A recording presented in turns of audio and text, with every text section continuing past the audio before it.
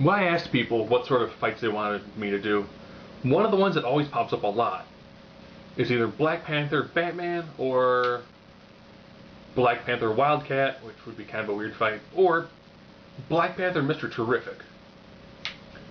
I was like, you know what, I'll do Black Panther versus Mr. Terrific. As always, I do a 9-point system where it's intelligence, strength, speed, invulnerability, resistance to overall damage, durability, think endurance, how fast you can recover, energy projection, that's just raw projection, versatility, X factor. I feel like I always need to do this. I should probably write this down somewhere. Intelligence, strength, speed, fighting ability. So rather than fighting ability, durability, invulnerability, energy projection, versatility, and X factor. Finally got it. I normally seem to forget either intelligence, which is very ironic, or fighting ability. And the way I do these sorts of things is, if it's 5-4, it's a really close fight. It comes down pretty much to the way a writer would do it. If it's 6-3, that person should more than likely win. Now, if you don't know about Black Panther, I want to say his name is, I have to read this off the screen, T'Challa. If I ruined it, I'm sorry. He is a long line of Black Panthers. Not the guys who you see putting their fists in the air. He's an actual, like, African prince. He is actually mystically endowed, so he does actually have a heightened sense of abilities. People normally put him physically on par with somebody along the lines of Captain America. So he's not quite what we would consider a true superhuman. He definitely is beyond what the average human can achieve. So you have a mystically empowered person who runs a country, has a really great background when it comes to the martial arts and physical styles. He has tracking sense that actually put him on par, if not better than Wolverine. A really good political sense and a good military background. On the other side, you have Mr. Terrific. Ironically, I thought he was around longer than 97, but according to Wikipedia, he's from 97. He is a person who is referred to as, I think it's a polymath. His natural born ability, or his natural aptitude, is natural aptitudes. He learns things super fast. He's considered to be the third smartest person in the DC universe. Not on Earth, in the universe. Multiple doctorates. This guy is probably one of the smartest humans, period, bar none, with backgrounds in all the major disciplines. They said that he figured out how to take the different styles from the major followers of physics and blend them into one unified thought when he was 6. So Mr. Terrific puts Sheldon to shame, period. He's also a decathlete. So you got somebody who's got Olympic level abilities, as well as probably one of the sharpest minds ever. Sad thing, before New 52, they did a storyline in JSA where a villain who was a huge fan of Terry Sloan, the previous Mr. Terrific, found a way to rob him of his intelligence. It got to the point where he couldn't read. Of course, like the next issue was the last issue of JSA for New 52. They actually put a little asterisk like, yeah, he had to watch Sesame Street, but now he's back to super genius in evening. So on one side you've got a guy who's very intelligent, very physically gifted. Other side you have a guy who's undeniably intelligent, as well as physically gifted. So we'll go right through this. First one, we'll go with intelligence. If anything, I will say this: Black Panther, smart guy, really intelligent guy. However, he is taking on a guy who pretty much epitomizes what it means to have intelligence. So it's Mr. Terrific. Fighting ability.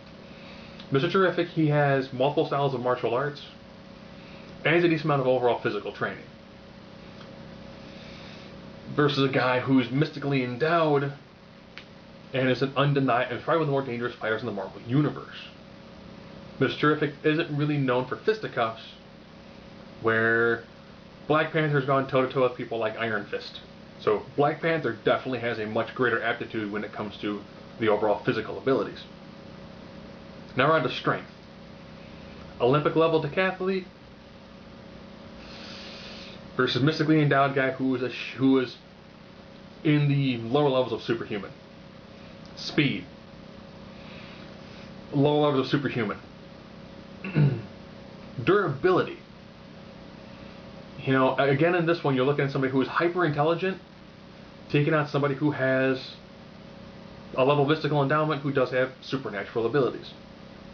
Invulnerability. This will come down to more or less kind of like how they work in the ways of their armor. They've mentioned now that the vibranium weave that Black Panther wears is considered to be light armor. The clothes that Mr. wears, yes, they are entirely full of nanites, and they're really very impressive. He's taking on somebody who essentially has a level of mystical endowment in his technologically advanced vibranium weave clothing. Energy projection. Ironically, you really don't see either directly firing off lasers. However, Mr. Terrific normally has his T-spheres with him. They're kind of like his version of mobile floating utility belts. Versatility. Again, this comes down to the T-spheres. These things have been known to help when it comes to flight, holograms, laser grids. You know, there's a lot of things that those T-spheres can do. You have a highly technologically advanced. Now most people kind of say, but these two guys were dropped off in the middle of nowhere. Yeah, Mr. Terrific doesn't go anywhere without his T-spheres. Just like I'm pretty sure when Batman goes to the bathroom, he's still wearing his utility belt. If not, he's probably got enough equipment stored somewhere in him that he can bring at any point in time. Now we're down to that overall X factor. Around this one, you've got a guy who is very intelligent, who's got a lot of skills that he brings to the table that are very much on the more intangible side, versus a guy who is undeniably physically gifted, who has actually fought his wife Storm to a standstill because he made a suit that could actually absorb her lightning bolts and direct it back at her. That's very impressive and very, very inventive. However, he won't have that advantage. He's going to be in the middle of nowhere taking on a guy who's going to have a bunch of floating T-spheres around him. And the intelligence factor that Mr. Terrific brings in will allow him to assess the situation and come up with a pretty solid game plan. So with that, I'm going to give the last one to Mr. Terrific. But again, it's still 5-4.